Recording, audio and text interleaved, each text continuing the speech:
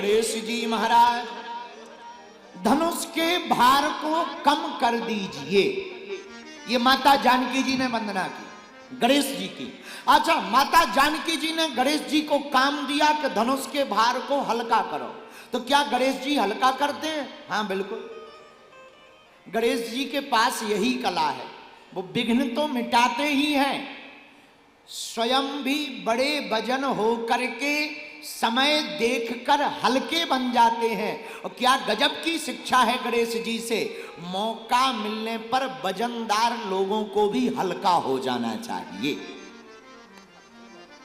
समय आने पर वजनदार लोगों को भी हल्का हो जाना चाहिए। बोलो सीताराम, जोर से बोलो। पर माता जानकी भर ने वंदना नहीं की, तुलसीदास जी ने भी वंदना की है। तुलसीदास जी ने क्या वंदना की? कल हम लोगों ने वंदना गाई थी तुलसीदास जी की।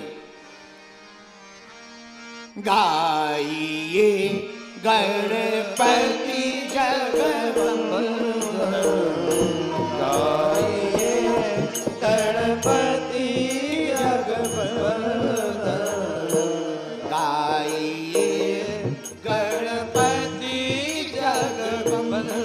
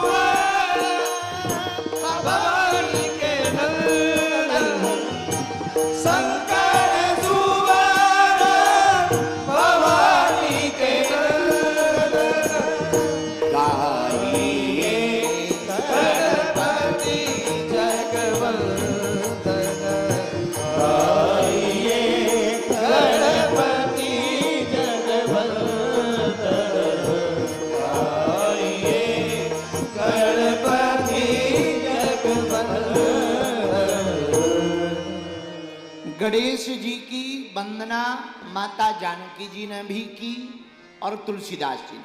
केवल इन्हीं लोगों ने वंदना नहीं की भैया, जिन्होंने गणेश जी की वंदना नहीं की उनकी भी वंदना फिर कभी हुई नहीं। गणेश जी की वंदना किए बिना कोई काम पूर्ण होता ही नहीं है, क्योंकि विघ्न को मिटाने का दायित्व गणेश जी के पास है। इसलिए भारत के लोगों, जो भी गणेश जी की उपासना करेगा उसके काम काज में कभी विघ्न उत्पन्न नहीं होगा। बोलो सीताराम। गणपति बप्पा मंगल मूर्ति, गणपति बप्पा। तो गणेश जी की वंदना बहुत जरूरी है। बोलो जय सिया राम। और जोर से बोलो। हमारे गणेश जी से भी सीखने योग्य बहुत बातें हैं। ज्ञानी कौन है? हम जिनके भक्त हैं उनके लिए लिखा,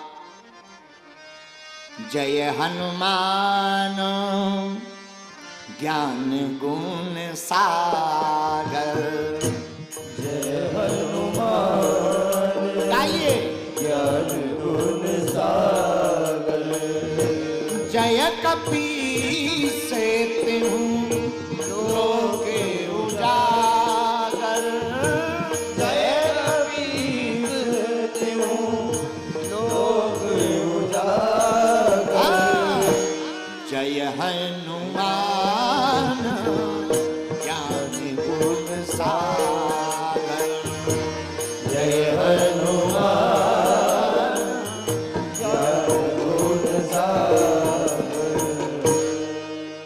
ज्ञानी हनुमान जी हैं। हनुमान जी तो ज्ञानी हैं, पर वर्तमान में अगर किसी के ज्ञान की परख की जाए तो हम लोग किसे ज्ञानी माने? सुनो, जिसे अपने अज्ञान का ज्ञान हो उसी को ज्ञानी माना जाए। जिसे अपने अज्ञान का ज्ञान हो जाए उसी को ज्ञानी माना जाए। हमको याद है एक कथा, यूनान में एक मंदिर था डेल्फी का। यूनान में, विदेशी धरती यूनान में एक डेल्फी का मंदिर था। उस मंदिर की ऐसी परंपरा थी कि वहां कोई भी प्रश्न करता था तो घोषणा होती थी डेल्फी के मंदिर में। तो किसी ने प्रश्न किया कि वर्तमान में पूरे यूनान देश में सबसे बड़ा ज्ञानी कौन है? उस वक्त महान दार्शनिक सुकरात थे। तो डेल्फी के मंदिर से घोषणा हुई कि वर्तमान में सबसे ज्यादा ज्ञानी सुकरात है। तो लोग सुकरात के पास गए कि हमें घोषणा मिली है डेल्फी के मंदिर से कि सबसे ज्यादा ज्ञानी तुम हो। सुकरात ने कहा कि लगता है उसको कुछ मिसअंडरस्टैंडिंग हुई है देव शक्तियों को। दरअसल हमसे बड़ा ज्ञानी इस दुनिया में कोई नहीं है। हम नंबर 1 के अज्ञानी हैं। ज्ञान तो एक नाम मात्र भी नहीं है। तो गांव के लोग फिर से मंदिर गए और मंदिर में फिर से आवाज लगाकर कहा कि आपने जिसको कहा था कि सबसे बड़ा ज्ञानी सुकरात है, वो तो अपने आप को अज्ञानी कह रहा है। तो मंदिर से फिर आवाज आई कि वो ठीक कह रहा है, क्योंकि जो ज्ञान को जान जाता है, सच्चा ज्ञान को जो पा जाता है, वो पर यह निश्चित कर लेता है कि हमने अभी कुछ नहीं जाना है, हम सबसे बड़े अज्ञानी हैं। अपने अज्ञान के ज्ञान को ही ज्ञान कहा जाता है। पर एक प्रश्न और, ये ज्ञान होगा कैसे? जिसके पास ज्ञान होगा उसी से तो होगा। किसके पास ज्ञान है? जय हनुमान जय हनुमान ज्ञान गुण सागर, जय कपीस तिहुँ लोक उजागर, जय हनुमान। ज्ञान हनुमान जी के पास है। अच्छा भैया, हनुमान जी के पास है तो क्या हमें भी ज्ञान मिल सकता? हाँ मिल सकता। कैसे? देखो, कुछ लिखना हो तो कागज और कलम तो होनी चाहिए, पर कागज पर कुछ लिखा नहीं होना चाहिए, वरना लिखेंगे तो मामला गड़बड़ा जाएगा। कागज हो पर कागज में कुछ लिखा ना हो तभी लिख सकते हो। ऐसे ही ज्ञान को, प्रभु के प्रेम को पाना हो तो मन में कुछ होना नहीं चाहिए। जब मन निर्विकार होगा, निर्विचार होगा, तभी परमात्मा का प्रागट्य रूपी ज्ञान हमारे हृदय में प्रकट होगा।